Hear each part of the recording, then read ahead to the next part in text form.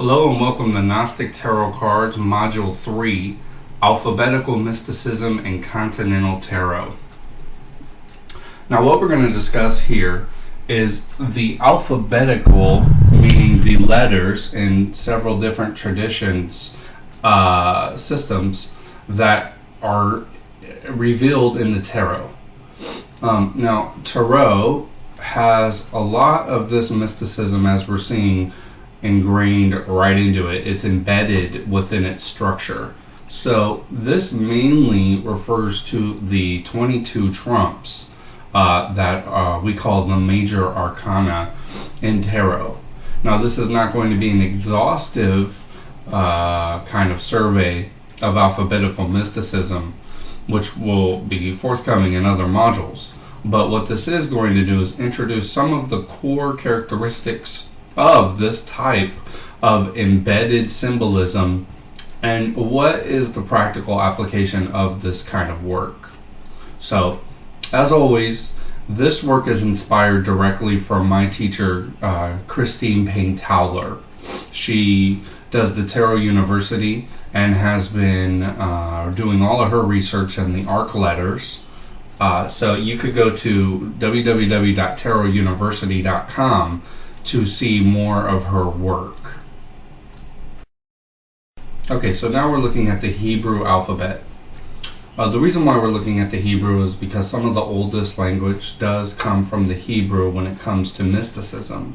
Now, these are the glyphs of the Hebrew alphabet that you'll learn in any mystery school. But it's important to realize, like we're going to show here, that each one of the Hebrew letters corresponds to a particular card in the major arcana. The picture that's being shown on that card is showing the metaphysical dynamics behind this letter. And as we'll see later, these letters are the seeds of magical words.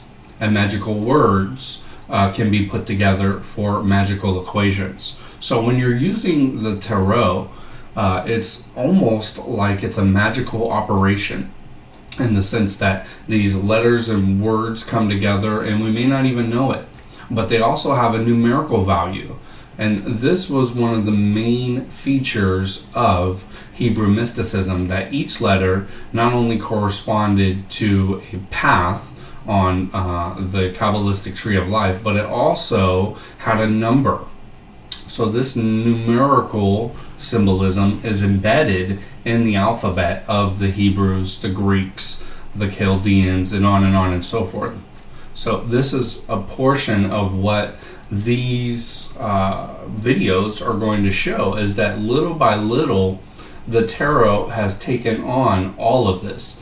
Now, maybe the tarot did not have all of this in mind in the beginning, but those who designed the tarot, especially the major arcana, they specifically put this into those decks. You'll see that it's too much of a coincidence as we go through for there to be 22 trumps, and there's 22 letters in each one of these mystical alphabets. And there's also 22 intersecting paths on the tree of life, which is 10 circles or sephira. So we're going to go into this a little bit further, but it's important to realize that this is not a mistake. This is not something superimposed on the just card game, quote unquote, of the gypsies of the early 1400s in Italian tarocchi. This is a real thing that the tarot is used for, and that's the purpose of this site. Next we have the Greek alphabet. Now the Greek alphabet is the alphabet that the New Testament was written in. The Hellenic mysteries were also Greek, and this will tie us directly not only into numerical mysticism, like you'll see on Module 1 that we were talking about, the Tetractys. This is directly affiliated with the Pythagorean school of mysticism, the Eleusinian mysteries, the Bacchic mysteries, and so on and so forth, that stem from this Grecan Hellenistic form. Now, these are also the letters and which were used in the Coptic text of Nag Hammadi. Now, here's what is really difficult to understand for those that aren't a scholar. My other teacher, scholastic Dr. Louis Kaiser, has taught me in his treatise on the Tractate 6 of the Nag Hammadi of the Hermetic Initiation Tractate, the Ennead and the Ogdoad. What he taught me was that these Greek letters in their capitalized form spell words in Coptic, and also that the Copts used these Greek words as what they call loan words. So all through the Gnostic Nag Hammadi, all through the Dead Sea Scrolls, all through all of this literature, you have this core of this alphabetical mysticism. So whenever you read the New Testament, this is right in it. So when you open your keys of the tarot, the minor arcana, and they throw, they're literally stating words, and not only words, but these words are Greek words, which are directly correlated in the Bible, the New Testament, which is important because all of the doctrine was Greek. It was not Hebrew. When we get into the Aramaisms and the core of Master Yeshua, which was the Hebrew name for Jesus, we'll start to learn that what Christine Payner-Towler calls translate and conquer was in fact a reality when it came to looking at the Greek words versus their Aramaic cores. So the Gospel of Thomas definitely goes through this, and it uses a lot of the Coptic and Greek loan words. So most of the mysticism that you're going to find from the positive gnosis, you'll find in the Nag Hammadi under the teachings of Thomas, who was called Doubting Thomas, but that was actually created through a very deep argument philosophically in the Gnostical systems. So we'll get into all of that, but it's important to know that the Greek alphabet also, which the New Testament was written in, corresponds with the major arcana of the Tarot. Now, we're not really going to go through a timeline of how these languages evolved, but it's important to realize that this is also embedded in the Celtic and the Scottish runes. These go way back. And so these traditions were embedded in the Celtic and the rune alphabets. And there's some studies that show that these runes were very advanced.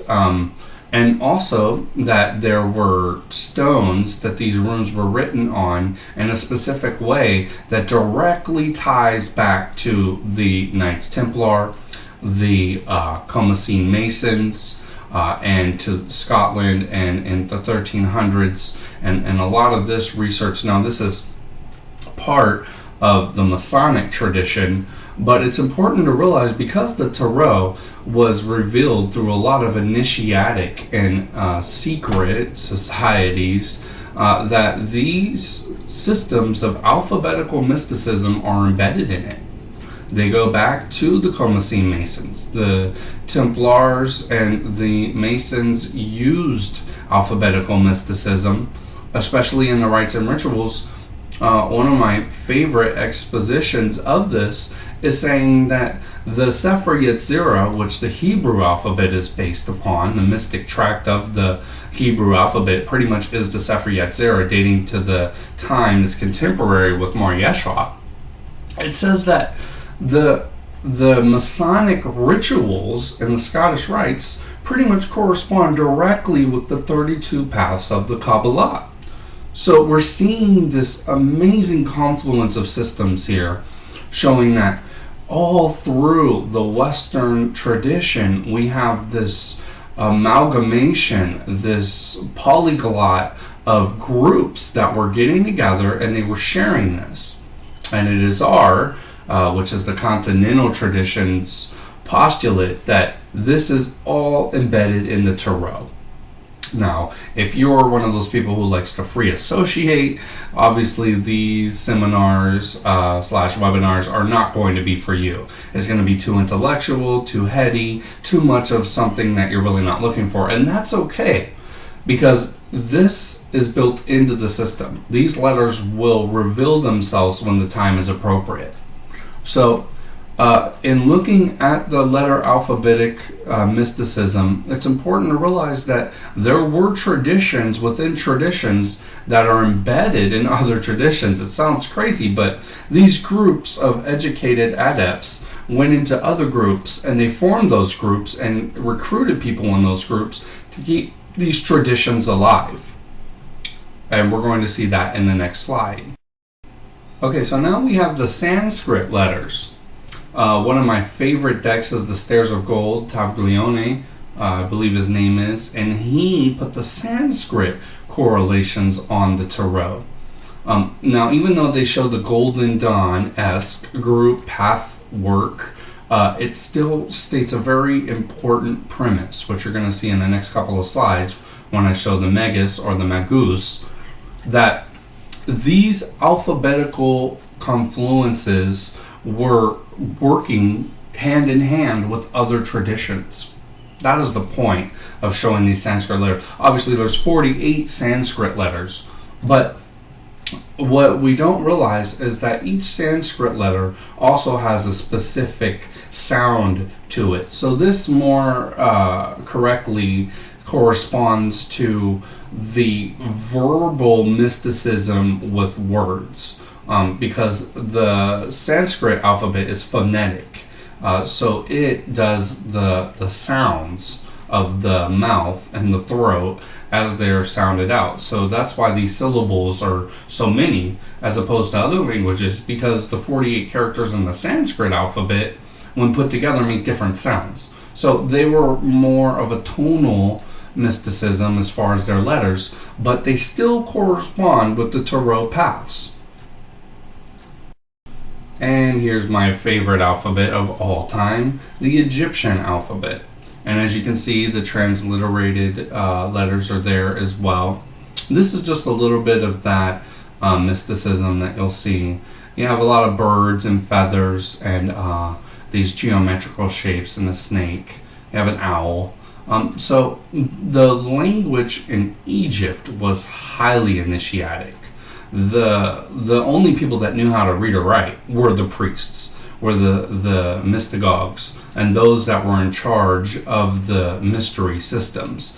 Language was not something that was done in books and formats that those other than royalty and the clergy had information about.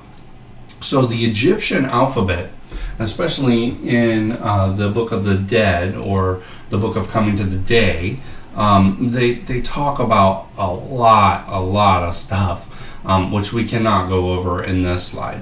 But this is the mother of most of the mystery systems. Now, the Judaism and the Egyptian lines crossed a lot, because you have that area down there in Egypt and all the Semitic land way back in antiquity, that the caravans, they crossed. So these systems had a great polyglot society when it came to their expounding and their working out. The exegetes of these traditions were not sticking to one thing. They had this great what Christine Payner-Towler calls the Alexandrian synthesis. Now, obviously, for you historians out there, it's obvious that the Egyptian dynasties were way before Alexandrian synthesis, but what we're looking at is not the history of Egypt here. We're looking at the use and the application of their language. Now, if you want to go back to the first beginning language, it was hieroglyphic in cuneiform on tablets, so that is where you can derive language all the way back from in the Mesopotamian and Babylonian times. But we're looking at where has this language mysticism been most used in initiatic lines of work. So that is why we're talking all over the place about these particular traditions, because when we get into the initiatic aspects of the tarot, we're going to start to see that all of these systems are absolutely embedded in them. When we start looking at the Marseille deck, we're going to see that there is a tremendous amount of Renaissance and Cathari and the Bogomil kind of spirituality embedded in there that comes directly from the Alexandrian synthesis. So these romantic images that we're seeing, they come from somewhere. And all of these systems derive from these alphabetical mysteries. So now we're looking at a few of my favorite tarot cards. We have the Magus or the Magus. Now, the mage was considered one who was able to utilize these implements. And you'll see that on each one of these, there's a magical implement that the mage is using. It's important because this is all in us, yes, but these symbols are an extension of us, of the Magus, of the one who's working with these forces. In each one of these, you'll see a sword, a wand, actually the caduceus, and then you'll see another one. But if you look closely, they'll start to show that there is a resemblance between them. Each one of them has a letter on it, and it corresponds, especially the one in the middle, the Nat Hall magician. It corresponds directly with the Hebrew letter. The middle tarot card shows the caduceus in the left hand and the right hand pointing down with one finger, which is absolutely important. For those who do not understand what the one finger is about, that is talking about the single nature of the divine and the human. It's not saying that there's a dualism, and that's why we're showing in each one of these pictures that there's above reference and there's a below reference, and then there's the integrating Magus or Magus that is showing what happens with these two things. This is directly deriving from those arguments that existed in antiquity about the nature of divinity, the nature of us as human beings, the Platonic universes as far as the dualism, the theism, the polytheism, the pantheism, the emanationist theosophies. All of these particular types of theology are embedded in this card, which is one of my favorites. And what it's saying is that if the Magus, can learn how to harness these forces within that come from above and are manifested below, that they will be the mediator for these forces. So now, instead of laying out cups and wands and swords and little coins in physical form on our table, we lay them out in a symbolic form. We lay out the cards, which are the minor arcana. It's saying that the major arcana uses these as the minor implements of the major work. And that's important as well, because the minor cards are just as initiatic as the majors. But right now we're just looking at the 22 trumps, the alphabetical mysticism in them. But it's important to see, as you see on the Masonic Tarot on the left, the Nap Hall in the middle, and the Stairs of Gold at the end, that each one of these characters is mediating between two different realms. But they're showing that they exist within it. On the Masonic, you see the roots and the earth and the ground. But you also see that there is a triangle there with a line through it, and that is earth. And now you see the magician above that line. You see waters above that, and then you see him with the air and the fire up. So as you're going up further into these elemental realms, which they're using symbols for, we're starting to see that there is no division. That is the point of the one finger, that all is one. There's no division. All emanated from one place to another and only stepped down its energy, but did not remove itself from that. So this is part of the magic, and why the number 1 card is the Magician of the Tarot. You're definitely going to see in the next slide what we're talking about here. But it's important to realize that when you pick up a deck of cards, you are throwing those implements on the table.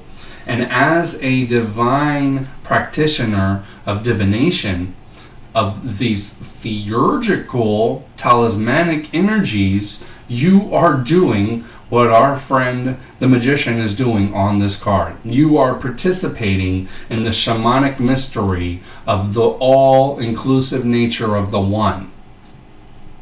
So here we have the Tree of Life, the Etz Chaim. And you can see at top you have the Keter, you have the Chokmah, you have the Binah, you have the Chesed, you have the Gevurah, you have the Tiferet, the Neshach, the Hod, the Yesod, and the Malchut.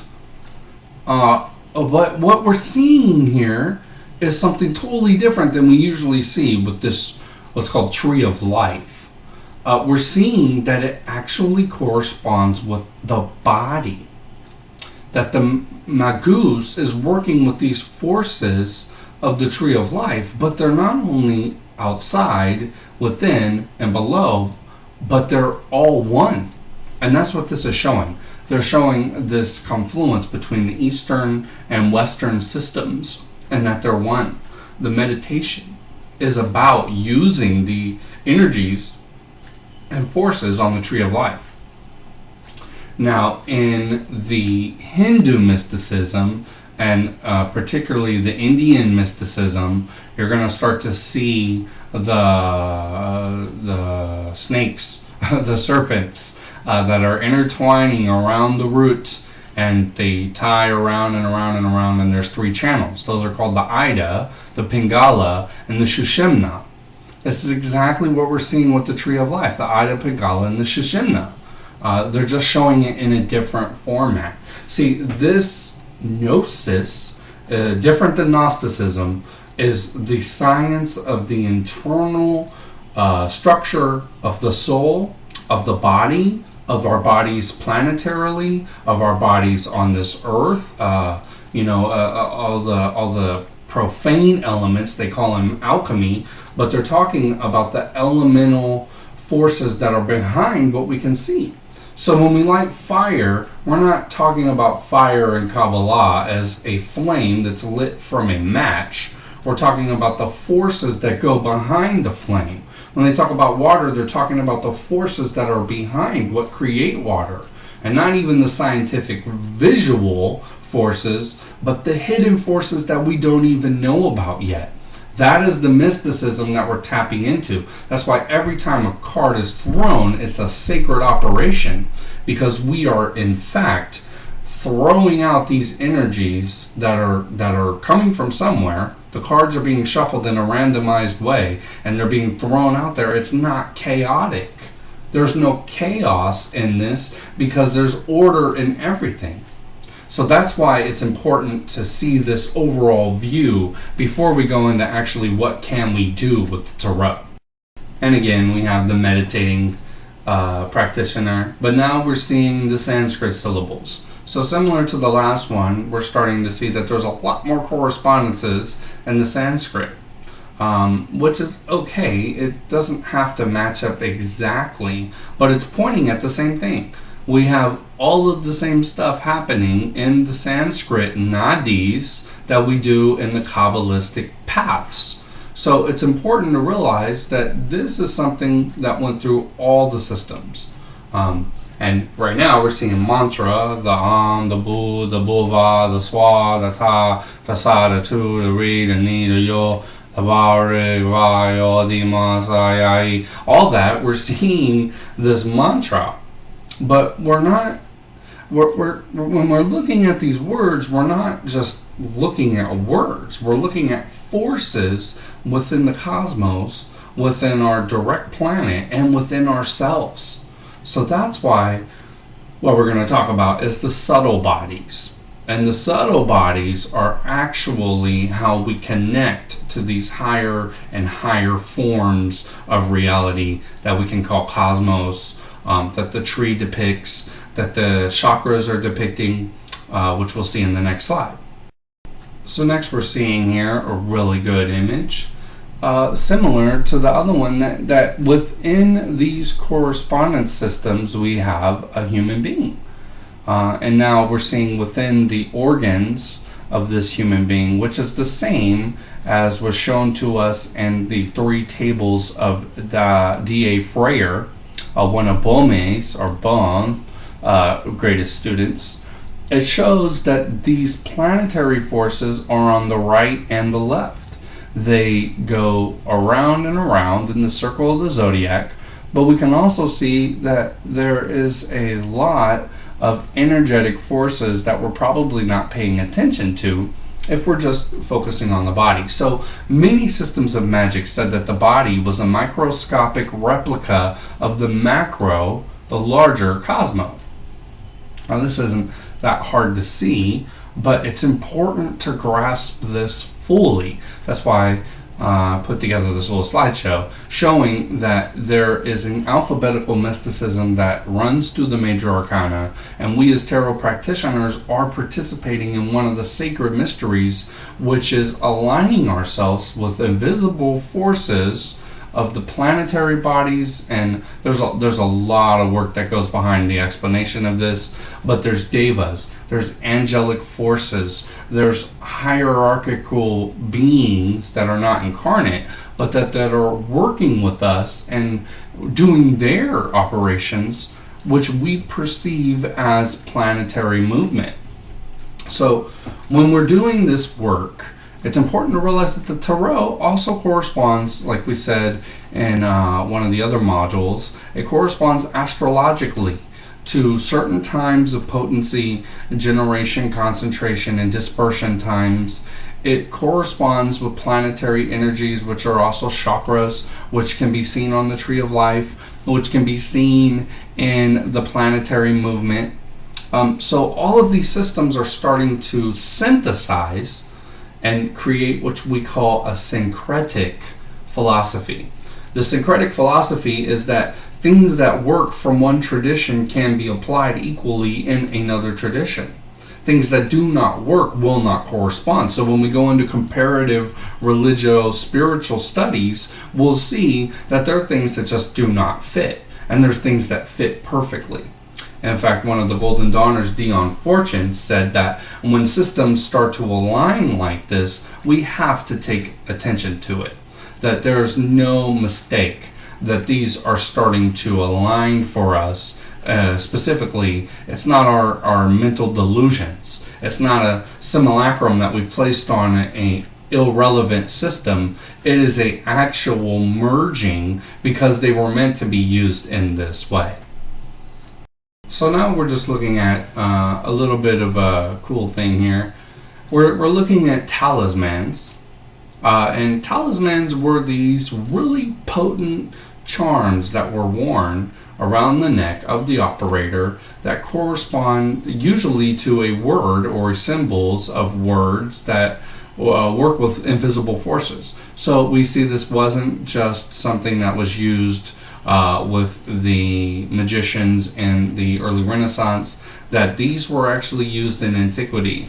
We have the tetragrammation, the Yod-He-Vav-He talisman with some power, and we got the Seal of Solomon there. We also have the Om, which is profound, and I wish we could go more into it, but the mysticism behind the Om is directly aligned with the Western system. And then we have a zodiacal charm that shows us the talisman of the sun in the middle in a heliocentric universe with the planets around and the zodiac. So I know we're looking at a bunch of little medallions here, and it's like, what does this have to do with tarot? Well, on the back of the tarot cards themselves are occult symbols of these talismans. You can see right on the back of one of the world's favorite cards, the Thoth Tarot, you have the Rosicrucian cross. On the back of another tarot, you see an eye, and you see that there's some words in Latin, the tarot, the aqua, the ignis, the aura. So we're talking about this magical correspondence, as we can see here in Marseille Tarot. The magician in here looks way more like a left than any, but the magician is working with these talismanic energies on the table. And we, as tarot practitioners, are working with these as talismans. They are particular vortexes of energy that have been placed into our hands, that are being put upon the table in a specific order, that have gone into movement, that have gone into desire, that are rooted in our psyches and symbols and words and language and sounds, and they are now creating a form of energy, which we're going to learn about. So now we're seeing here, I wrote, the tarot has influence on the aura.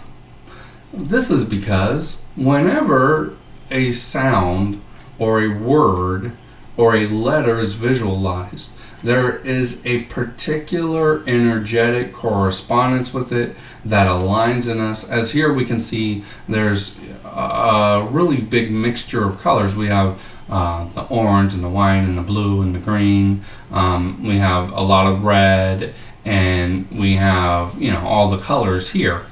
But what we're seeing here is the auric influence of the words and the symbolism of the letters. Now, this isn't just letters written down on a piece of paper. These aren't those kind of letters. That's an alphabet. The letters are the energies that go behind them. This was one of my favorite things I learned from Margaret Peake, is that there's a written letter, there's the spoken letter, and there's the spirit of the letter. There's all this type of energy floating around when we say things. When I'm saying this to you, your aura is filling up with colors, believe it or not. They have a history study that Dr. Kaiser has shown me called kymatics, and that shows how you could put little pieces of sand and fluids on these plates with some oils and stuff, and then when you play sounds, or when you play these monks chanting, they form shapes. They literally turn into geometrical shapes and start to form, meaning that there is a direct effect of language and matter. So this was part of what I wanted to show. In the next slide, though, we're going to see in an auric photo, they have a way of taking photography now that was developed, that you can actually see colors around a person. Lots and lots and lots of these. But it's showing almost exactly like the last one. So these aren't made up things. These are actual energies that are penetrating within our subtle bodies, and they're showing themselves in a total sphere of influence. And next we have from Alice Bailey, The Great Invocation. Now the Great Invocation says, from the point of light within the mind of God, let light stream forth into the minds of men. Let light descend on earth. And so on and so forth. I'm not going to read the whole thing because that's not the point of this, but it's to show that these words not only can be mixed into prayer, but they can be mixed into an invocation, which is also an evocation of our energies. As you'll see on the next slide, that quantum physics taps into subtle effects of matter, that the wave particle and the Heisenberg uncertainty principle are showing that we actually interfere with matter just by our thoughts, just by the subtle energy that we give by words and alphabet and language. We are able to put this powerful energy out there that changes the constitution of matter. That's really important because they say, is it a particle or is it a wave? Is it solid or is it fluid? they can't find a way to get us out of the equation. The reason why is because, like we saw on the Magus slide, we're not out of the equation. That our minds are extremely sensitive when we develop them, which can be done with Tarot, by the way, because it works with the inner channels and workings. Eliphas Levi said those who know how to use it meaning the Tarot, will be able to use unequaled eloquence and sophistication when they talk about topics that are initiatic, once they develop this pattern of mnemonic working of the systems with Tarot. It's because this is condensed seed forms of magical systems, of mysticism, of theurgy, of alchemy that are just packed right into our tarot trumps. So next we're seeing here, just like I was talking about kymetics, that sound waves are fluctuations of matter. Everything I'm saying to you right now, when you look at it through a wave analyzer, shows you that it has a specific pattern, that there are waves that are coming to you in a gaseous form, that those waves are creating these type of imprints that we're looking at right now. And that is creating something in your aura, which you pull into you when you make a word, when you say a sound. This is what language is. This is what the masters were saying. This is why when they said a word, and especially in Buddhism, they would talk about how this beam of light would shine in the Buddha's eyes, and he would start to connect clairvoyantly with the people before he would even say something. This was the force that was being pulled before a word was spoken, because this is where the words come from. So it's important to see this as not just some made up stuff. It's a scientific proven information. And we also have this elucidated right in Flood as the monochord and divine music. Flood said that the monochord was a way that we could tune to the music of the spheres. And we see here that we have all these spheres of Sophia and the planets. And the keys on the monochord correspond with the divine hands of the angel and the earth. This was something that is profound, because we are this word. We are these words. It's not something that we're just saying arbitrarily because they're concepts. They come from somewhere. And when we get into deeper and deeper forces of the Tarot and how divination actually works, because on the internet you're going to read, nobody knows how divination works. We do know how divination works. It's a little bit secret to talk about, because divination corresponds to energies that are not so easy to put into physical form. So they're put into symbolic form so they can be talked about. But this was what the alchemists and the Rosicrucians and the scientific societies were getting at, that there are forces and laws that operate through these particular material effects that we see. But it's the forces and laws that are effects of deeper and deeper forces and laws, which we talk about in Alphabetical Mysticism. So you're looking at what my friends in the Kabbalah Center, and that's not the one with the Bergs, that's all I'll say. It's the B'nai Baruch. It's the sons of Baruch.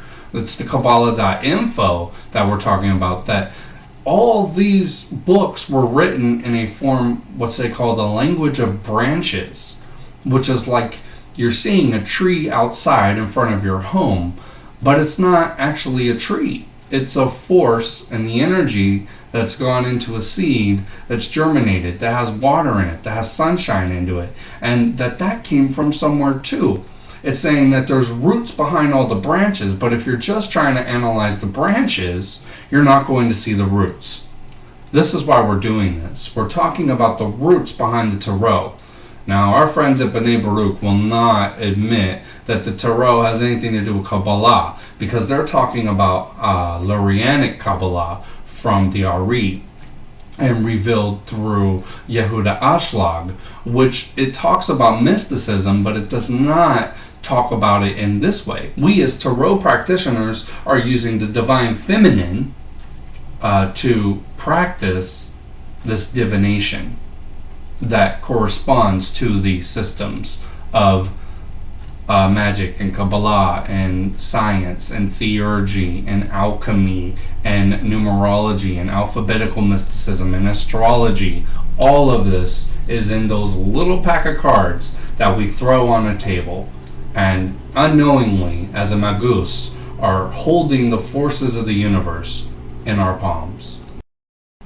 And we have here, in the beginning was the Word, and everything that was created by the Word, and nothing that was created wasn't created by the Word. Now, my friend Christine Payner-Towler talks about how the Logos, which was originally Sophia, was actually a way of making profane the feminine energies that we're holding right in the tarot. So you can talk to her more about that on tarotuniversity.com. But what I'm saying here is that in the beginning was these words.